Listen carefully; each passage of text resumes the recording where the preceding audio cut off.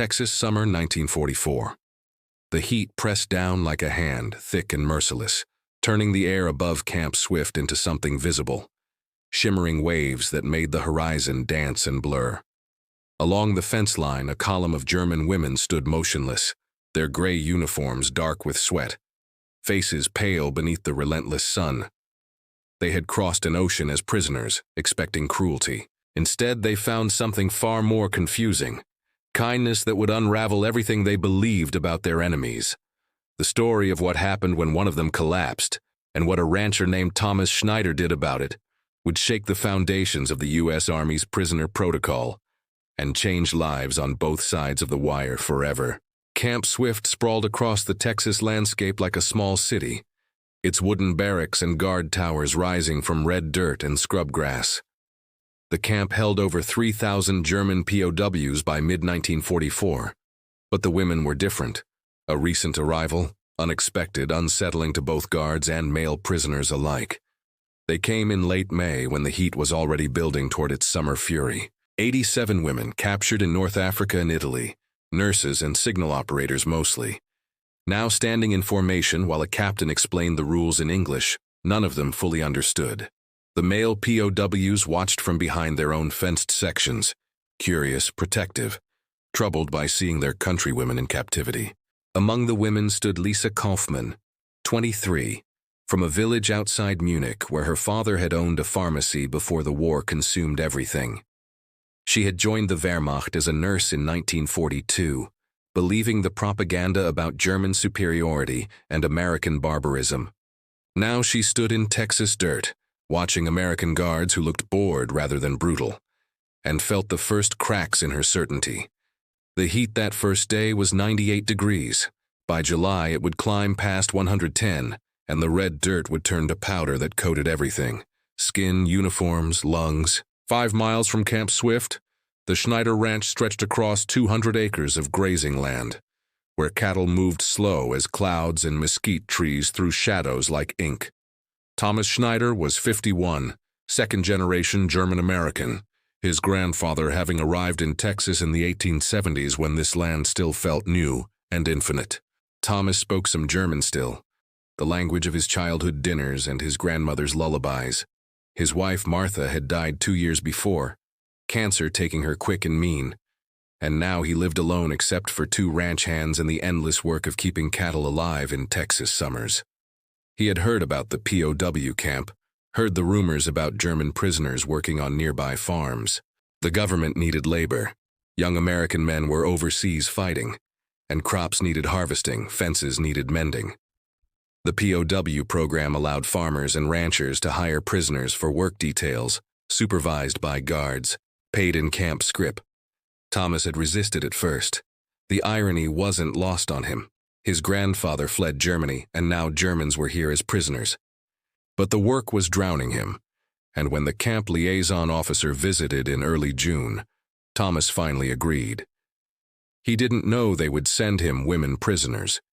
He didn't know one of them would collapse in his north pasture on the hottest day of the year, or that what he did next would force the Army to confront questions it had been avoiding since the first female POWs arrived on American soil. They arrived on a Tuesday in mid-June, 10 German women and 2 armed guards in a canvas-topped truck that looked like it belonged in another century. Thomas watched them climb down, their movements careful, uncertain. The guards were young, barely 20, and looked as uncomfortable as the prisoners. The sergeant, a man named Morrison from Oklahoma, made the introductions brief. These women would help with fence repair, vegetable garden maintenance, light ranch work. No contact with male prisoners, no fraternization with civilians. Work 8 hours, water breaks every 2 hours, back to camp by 6. Thomas nodded, studying the women. They looked tired, thin, scared beneath their attempts at military bearing. One of them, blonde hair pulled back severe, eyes the color of storm clouds, met his gaze directly. Lisa Kaufmann, though he wouldn't learn her name until later. He spoke to them in German, simple words about the work, about water, about shade. Their faces shifted, surprise and something like relief washing over the careful blankness they'd maintained. One guard frowned but said nothing. The work began. Thomas showed them the fence line that needed repair, posts that needed replacing, wire that had come loose in spring storms. The women worked steadily, efficiently, used to labor despite their backgrounds as nurses and technicians. The propaganda had told them Americans were soft, lazy, obsessed with luxury. This hard Texas land suggested otherwise. By noon, the temperature hit 104 degrees. The sky was white with heat. Thomas brought water in metal containers, watched the women drink carefully, rationing themselves despite his gestures to drink more. Lisa stood apart slightly, wiping her forehead with a sleeve, scanning the horizon like she was memorizing it. That first day passed without incident. The women worked. The guards smoked in the shade. Thomas moved between tasks, trying not to think too hard about the strangeness of having German prisoners on land his German grandfather had settled. History folding back on itself, meanings shifting like the heat shimmer over distant mesquite. June became July. The work details continued 3 times a week. Thomas learned their names, fragments of their stories. Lisa had been captured outside Anzio, her field hospital overrun in the chaos of the Allied advance. Another woman, Greta, had worked communications in Tunisia. A third, Margaret, had 3 children back in Hamburg she hadn't seen in 2 years. They began to talk more freely, tentative conversations in German while they worked. Thomas learned about their training, their shock at capture, their fear of what awaited them as prisoners. The propaganda had prepared them for torture, starvation, abuse. Instead, they found regulated work, adequate food, and a confusion that ran deeper than relief. Lisa told him one afternoon, while they mended a gate hinge, about her father's pharmacy, how the Nazis had required him to register Jewish customers, then forbid him from serving them at all, how her father had done it because resistance meant death, and how the shame had eaten him from inside until he was just a shell in a shopkeeper's coat. She had believed the war was necessary then. Now, working on a Texas ranch where the landowner's German was better than some of her compatriots, she wasn't sure what she believed anymore. The heat built day by day. By mid-July, the temperature stayed above 100 even at dawn. The earth cracked. Cattle clustered in creek beds searching for moisture. The women's gray uniforms turned black with sweat within an hour of starting work. Thomas insisted on more water breaks, shorter work periods. The guards shrugged, following his lead. Morrison, the sergeant, had developed a grudging respect for the rancher who treated prisoners like humans rather than cattle. But the heat kept building. And on July 23rd, when the temperature hit 113 degrees by 10 in the morning, something had to break. They were working the north pasture, the section farthest from the ranch house, where the land rolled gently and the grass grew sparse between patches of bare red dirt. The fence line ran for half a mile, and they were halfway through repairs when Lisa stumbled. She caught herself on a fence post, breathing hard. Her face had gone pale beneath the sun-darkened skin, and her hands trembled. Greta moved toward her, concerned, but Lisa waved her off. Just the heat. Just tired, keep working. Thomas watched from 30 yards away, frowning. He'd seen heat exhaustion before, knew the signs. He called for a water break, started walking toward the women. Lisa took 2 steps toward the water containers. Then her legs buckled and she went down hard, collapsing onto the dusty ground like a puppet with cut strings. The other women rushed to her. The guards came running. Thomas reached her first, kneeling in the dirt, feeling for her pulse. It was rapid, thready. Her skin was hot and dry, no more sweat, which meant her body had given up trying to cool itself. Heat stroke. Serious. Potentially fatal if not treated fast. Morrison stood over them, uncertainty written across his face. Protocol said prisoners who fell ill went back to camp, saw the camp doctor. But camp was 20 minutes away, and Lisa's breathing was already shallow, her lips turning blue. Thomas looked up at the young sergeant. She needs cooling now. Ice, water, shade. The ranch house is 2 minutes. Camp is 20. Morrison hesitated. Rules said prisoners stayed under guard supervision, stayed away from civilian residences. But the woman on the ground wasn't responding to voices, and her pulse under his fingers felt wrong, too fast and too weak at once. Your call, Sergeant. Thomas said quietly. "But in 20 minutes, rules won't matter to a corpse." Morrison looked at the other guard, a private named Jensen, looked at the dying woman, looked at the endless Texas sky that offered no answers, just more heat. "Bring her to the house," he said finally. "Fast. I'll call the camp from there, get a doctor out. But this goes in my report, Schneider, all of it." Thomas was already lifting Lisa, her weight slight in his arms, her head lolling against his shoulder. The other women watched with wide eyes as he carried their companion toward the ranch house, guards flanking, all of them moving fast across land that shimmered and danced in the murderous heat. The ranch house was dim and cool after the brutal sun. Thomas laid Lisa on the couch in the front room, its leather surface dark and worn. Morrison went immediately to the telephone, cranking the handle, barking orders into the receiver. Thomas worked quickly, ice from the icebox wrapped in towels placed under Lisa's arms and neck, cool water from the well, poured onto cloths, pressed to her forehead and chest.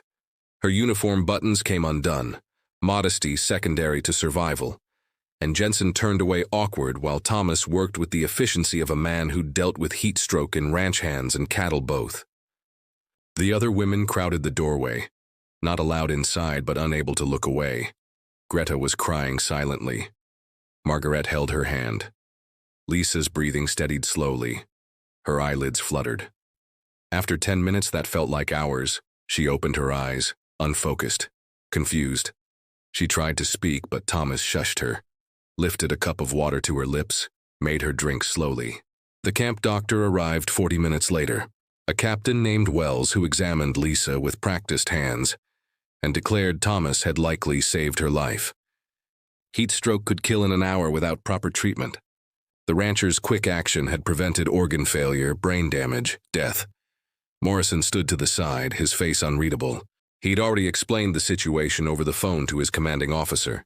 Breaking protocol to save a prisoner's life. Justifiable, certainly, but still irregular. Female POW in a civilian's home, without proper supervision. Questions would follow. Wells approved moving Lisa back to camp once she was stable. Thomas watched them load her into the army ambulance, watched the other women climb back into the work truck, their faces full of something he couldn't quite name. Gratitude, confusion, the dissolution of propaganda into complicated reality. Major Robert Hartley arrived at the Schneider ranch 2 days later, 3 file folders under his arm and questions in his eyes. He was JAG, Judge Advocate General's Corps, sent from the regional command to investigate the incident. They sat in the ranch house kitchen, ceiling fan turning slow overhead, while Hartley took Thomas through the events step by step. Every detail, every decision. Why he'd brought a prisoner into his home.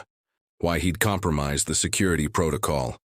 Whether there had been any contact beyond necessary medical treatment. Thomas answered plainly. Woman was dying. Ranch house was close. Simple as that. Hartley studied him across the scarred wooden table. "Mr. Schneider, do you understand the regulations surrounding prisoner handling? The specific protocols for female POWs? I understand a woman needed help or she'd die. Figured saving her life mattered more than paperwork. It's not about paperwork. It's about security, about maintaining proper boundaries between prisoners and civilians, about making sure we treat them as enemies, not humans." Thomas interrupted quietly. "Even when one's dying in front of you?" The major's jaw tightened. He shuffled his papers, pulled out a statement from Morrison. The sergeant had defended Thomas's actions completely, stated that the rancher had followed proper emergency medical procedure, that no fraternization had occurred, that a life had been saved through quick thinking. Another statement from Captain Wells. Medical assessment confirmed Thomas's treatment had been appropriate and necessary. Without his intervention, Private Lisa Kaufman would likely have died. Hartley leaned back in his chair. "The situation is complicated, Mr. Schneider. We've had thousands of male POWs in this country for years now. The protocols are established. But female prisoners, that's newer, more sensitive. There are concerns about exploitation, about impropriety, about how things might appear. Appear to who? Thomas asked. I'm 51, Major. My wife's dead. That girl's young enough to be my daughter. I didn't do anything but stop her from dying. What exactly are you investigating? Hartley sighed. I'm investigating whether proper procedures were followed, but I'm also trying to understand if those procedures make sense when lives are at stake. He paused, tapped his pen against the folder. Off the record, you did the right thing, but the Army's trying to figure out how to handle situations like this. Female POWs working civilian locations, developing relationships, even just working relationships with Americans. It complicates things. Maybe complications are good, Thomas said. Maybe seeing each other as human complicates the enemy propaganda on both sides. The Major had no answer for that. He finished his interview, took his notes, and left. Thomas never heard anything official about the investigation after that. The work details continued, though with new regulations about heat protocols and stricter monitoring of prisoner health. But something had shifted, subtle as a compass needle finding true north. Lisa returned to work 3 weeks later, thinner but recovered. She found Thomas in the barn, mending a saddle, and stood in the doorway until he looked up. "Danke," she said quietly. "Thank you." He nodded. "How are you feeling?" "Better. The doctor says, you saved my life." The words came slow, careful, her English still uncertain. "I want to explain something." She told him then about her training, how they'd been taught that Americans were brutal, that they tortured prisoners, that surrender meant death or worse, how the nurses had been told especially to expect assault, abuse, degradation. "When I woke up in your house," she said, "I was afraid at first, even after the doctor came, because we were told—" She stopped, searched for words. "We were told you would hurt us. That kindness was a trick." Thomas set down the saddle. But you gave me water, made sure I could breathe, called the doctor, like I was—" She struggled with the concept. "Like I was someone who mattered." "You do matter," Thomas said simply. "War doesn't change that." She was silent for a moment, looking at the barn's shadowed interior. The tools hung neat on walls, the orderly space of a life lived with purpose. "In Germany, before the war, my father would say that people mattered, all people. Then the war came and mattering became selective. Only certain people, only Germans, only Aryans. Your father sounds like a wise man. He died last year, working in a munitions factory because they closed his pharmacy." Her voice was steady, but her eyes held something deeper than tears. "I don't know if he still believed it at the end, that everyone mattered."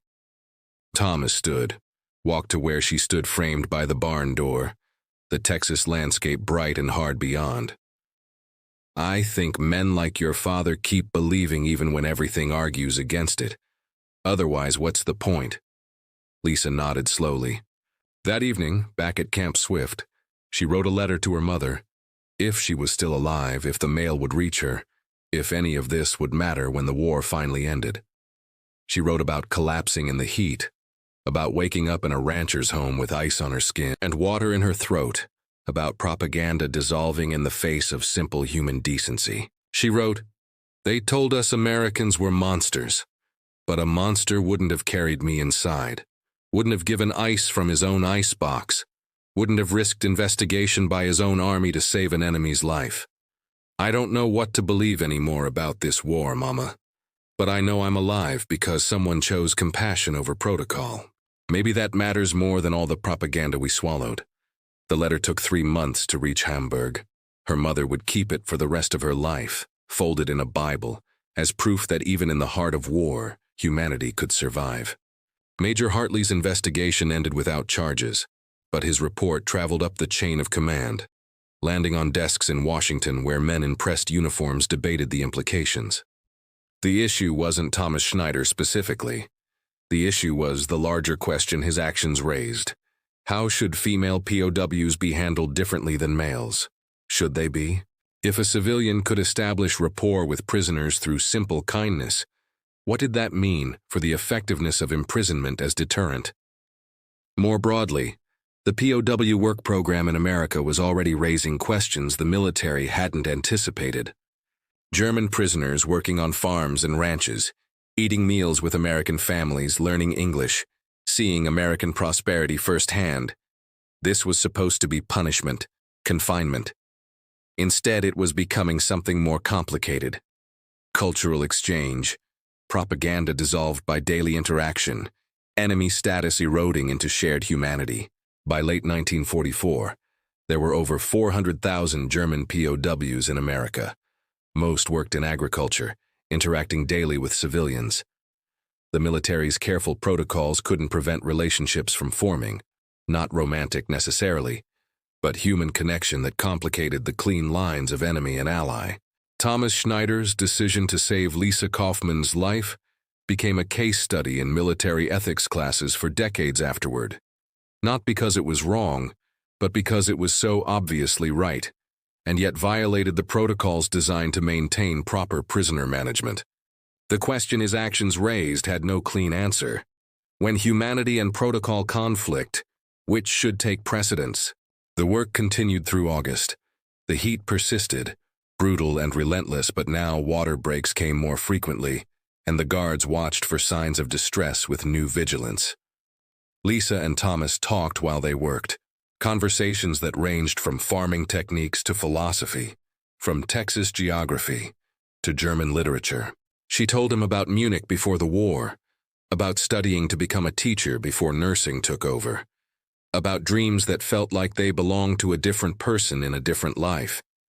He told her about his grandfather, about arriving in Texas with nothing but ambition and the German language, about building a life from red dirt and determination, about losing Martha and learning to live with silence that felt too big for the room she'd filled with conversation. The other women watched these interactions with interest and approval. To them, Thomas represented something they hadn't expected to find in America, someone who saw them as individuals rather than enemies or numbers. His treatment of Lisa after her collapse had earned their respect and something close to affection. But not everyone approved. Some guards remained suspicious, believing any friendliness toward prisoners was weakness or worse. Local townspeople heard rumors about the German women working at the Schneider ranch, about the rancher who spoke their language, and muttered about loyalty and appropriate boundaries. One afternoon in late August, 3 men appeared at the ranch while the women worked. Local citizens, they said, concerned about security. Was it true Schneider was fraternizing with enemy prisoners? Getting too familiar with German women? Where did his loyalties actually lie? Thomas met them at the fence line, his face calm but his voice hard as fence posts. My grandfather was German. My wife's buried on this land. I've paid taxes here for 30 years and never asked anybody's permission to be decent to people who work my property. You got problems with that? Take them up with the army. Otherwise, get off my land. They left, muttering, but the incident shook the women. Lisa approached Thomas afterward, apologetic, worried that their presence was causing him trouble. People find trouble in anything different, Thomas said. Always have. You keep your head down, work hard, and let small minds worry themselves into dust. But that evening, alone in the ranch house where silence pooled in corners like water, he wondered if kindness was always supposed to be this complicated. By September, the war news suggested shifts coming. Allied forces advanced through France. The Eastern Front collapsed inward toward Germany. In Camp Swift, German prisoners listened to radio broadcasts with faces that showed everything: hope, fear, resignation, guilt. The women talked quietly about what would come after. Return to Germany? Repatriation to a country destroyed by war they'd helped enable? What would they find when they finally got home? Lisa wrote letters every week now, though she had no way of knowing if any reached her mother.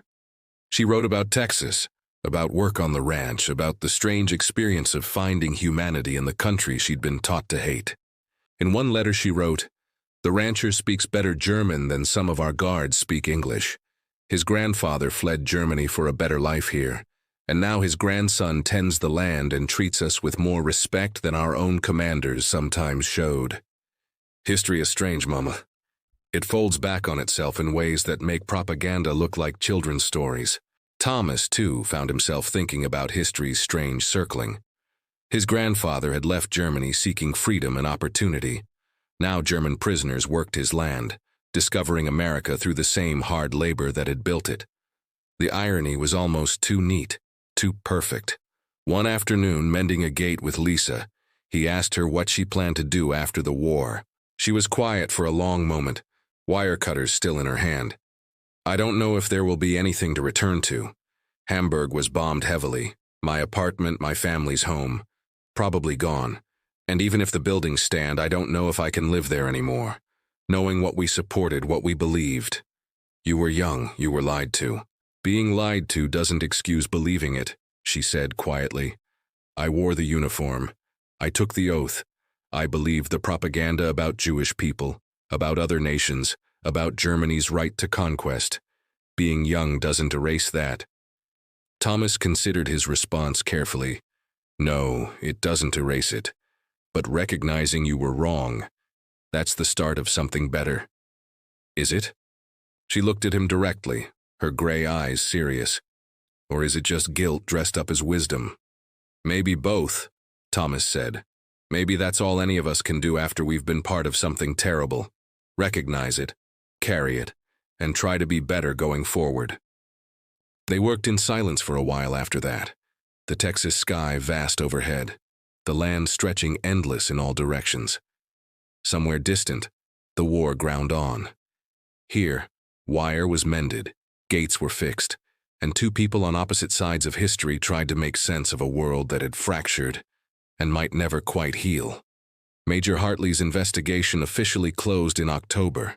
His report concluded that Thomas Schneider had acted appropriately given the emergency circumstances, that no fraternization or improper contact had occurred, and that the incident highlighted the need for updated protocols regarding female POW work details in extreme heat conditions.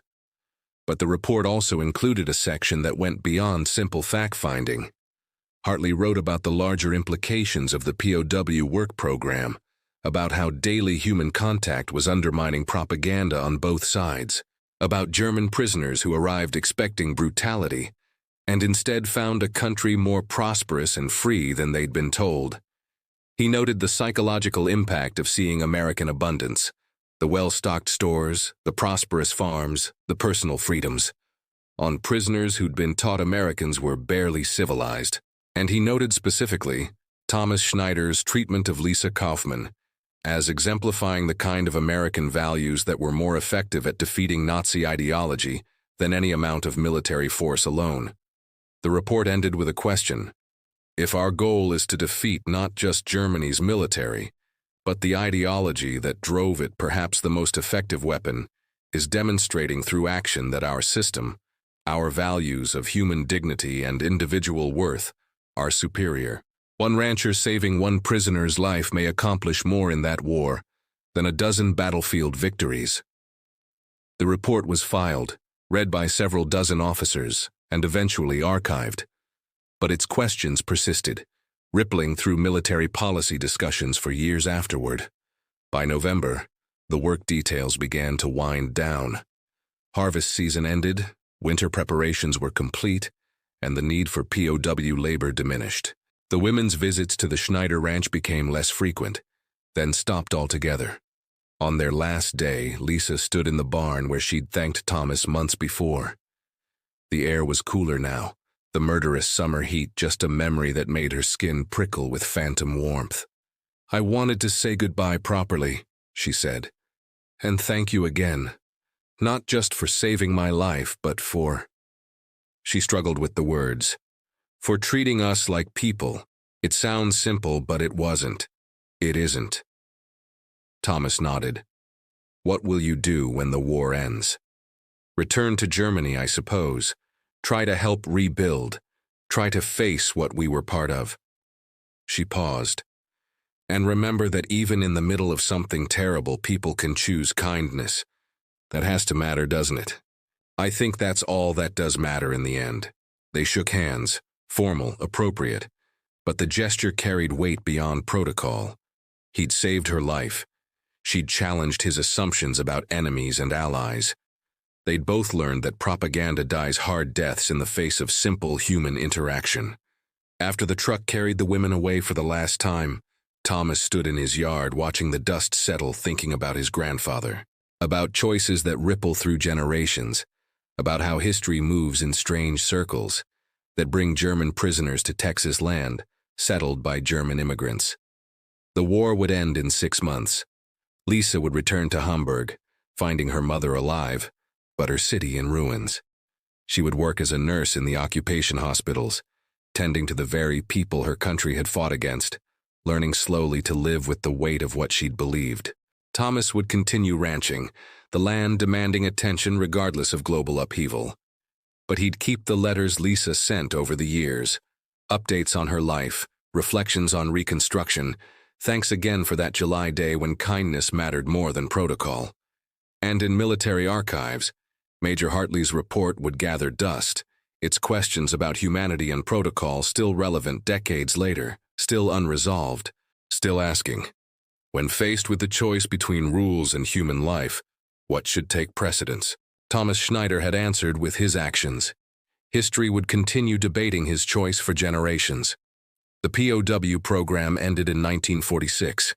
Over 400,000 German prisoners had worked American farms, ranches, and factories during the war, experiencing a country that bore little resemblance to Nazi propaganda. Studies conducted decades later showed that German POWs who'd worked in America returned home with dramatically changed views of Americans and democracy. Many became advocates for German-American friendship in the post-war years. The program, designed simply to address labor shortages, had inadvertently become one of the most effective propaganda tools the Allies possessed, not through messaging but through lived experience. Lisa Kaufmann became a teacher in Hamburg, specializing in history education that emphasized critical thinking over nationalist propaganda. She spoke publicly about her POW experience, about how a Texas rancher's kindness had shattered her indoctrination more effectively than any re-education program could. Thomas Schneider died in 1967, still working his land. His obituary in the local paper mentioned his ranching, his wife Martha, his community service. It didn't mention the day he carried a German POW into his home and saved her life, because that story had become just another part of the landscape, significant but unremarkable, the way truly important things often are. But the story lived on in Lisa's memory in her letters in the report filed by Major Hartley, in the questions about protocol and humanity that military ethics instructors still pose to cadets learning the sometimes terrible complexity of doing right in wrong circumstances. On July 23, 1944, when the temperature hit 113 degrees and Lisa Kaufmann collapsed in a Texas pasture, Thomas Schneider faced a choice between following rules and saving a life. He chose life. That choice echoed forward through decades, a small stone dropped in history's current, its ripples still touching shores we've yet to name. In the end, perhaps that's what matters most. Not the grand gestures or the great battles, but the small moments when individual humans choose compassion over convenience, humanity over protocol, life over the comfortable distance of seeing others as merely enemies. Heat that day was unbearable. The choice Thomas made was simple, and simple choices made with clear hearts can defeat ideologies that entire armies struggle to overcome. History remembers wars through battles and treaties, but wars are won and lost in smaller moments too, in barn shadows and ranch house kitchens, in the space between propaganda and truth, in the instant when a man decides that a dying woman matters more than the rules designed to keep her at a distance. Thomas Schneider saved Lisa Kaufmann's life on a brutal Texas afternoon. In doing so, he won a small but crucial victory in a war that was always, fundamentally, about whether human beings could see each other as human beings, even across the deepest divides that war could forge. The answer, that day, was yes.